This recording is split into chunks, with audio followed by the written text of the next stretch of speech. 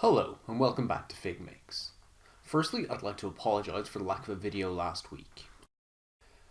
I did film an entire episode last week, but upon editing and voicing over, I realised there just wasn't enough meat to it, so I wasn't going to release a half-formed video. This week, what I'm going to do is I'm going to use the techniques that I was using then, but I'm going to build on them, and I'm going to make them into a diorama, a cave scene. That's going to have a lot of detail, it's going to look very cool on a tabletop. We are going to start by cutting two rectangles of expanded polystyrene foam to act as the cave's walls. I'm cutting these to a length of 13 inches long by 4 inches high. They don't need to be perfect, but one of the longer edges will have to be pretty flat so a good sharp knife blade will help.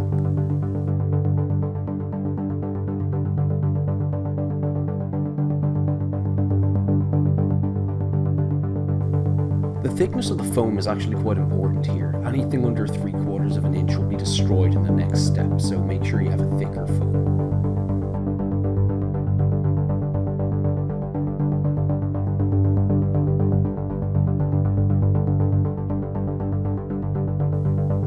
The blade I'm using here is a little thick, so I switched to its utility blade to ensure cleaner edges.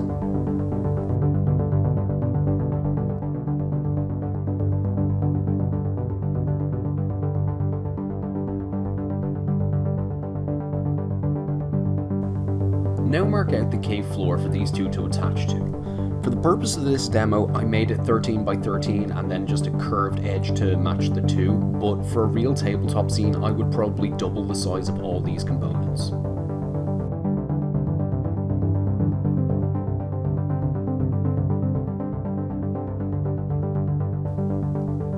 And now for the fun part.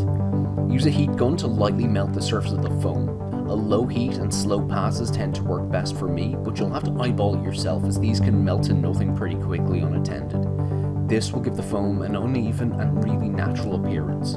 You can get the same thing to happen if you use a hairdryer on a high heat or even a blowtorch, but I wouldn't recommend it.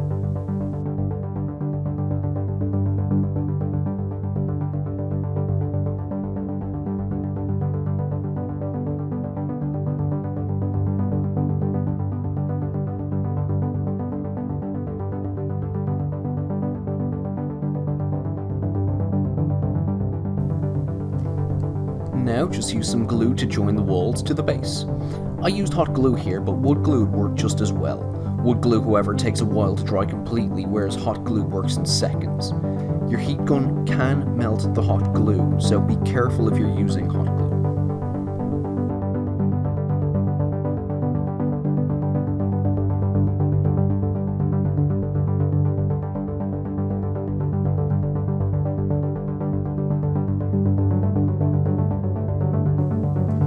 I broke the corners off here to soften the edges and give it less of a man-made appearance.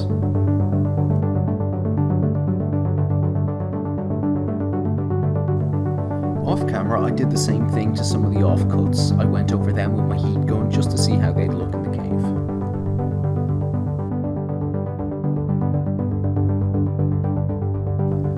From here, I started to lightly melt the walls. Keep whatever you're working on lying flat. This makes your life an awful lot easier, largely because this thing weighs like 2 grams and even the heat gun can blow it halfway across the room.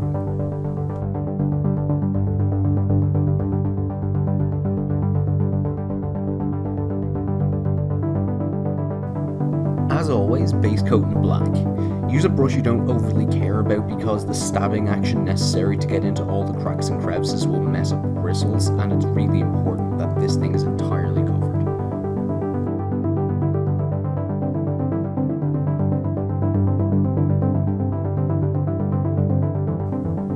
When this is dry, take a medium grey and cover just splotches, covering maybe a little less than half all said, but just random patches around the cave. Stone is almost never just one colour, and we're going to take that into account here.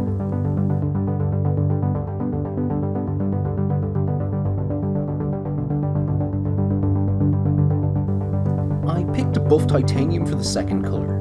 Again, in random patches, cover about half of the remaining black, blending with the grey as you go.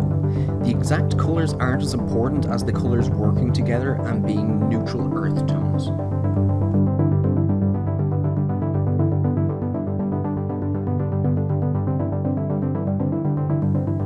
The last colour I used was a yellow ochre. I watered it down pretty heavily and covered most of the remaining black, and again blended with the other two colours.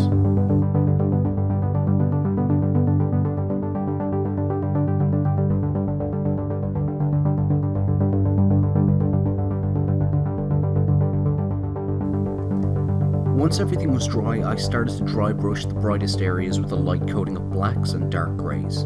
This took a while because I kept stepping away from it to see what tweaks it needed. I did not do this in one. I did a little, I left, I came back, and I repeated until I was happy.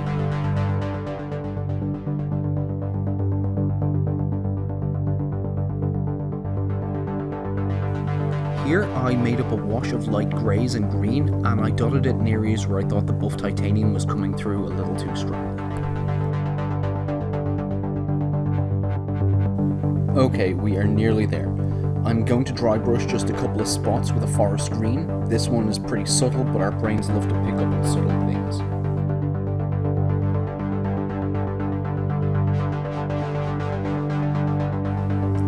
And we will finish this up with a little bit of flocking. The type is a little different from the ones we've used before, but the method is exactly the same. Put down a dab of wood glue, pack some flocking on top, the glue dries clear. I even found a piece that looked like a little sapling, so I added that to one wall. After that, we're done and it's ready for the table.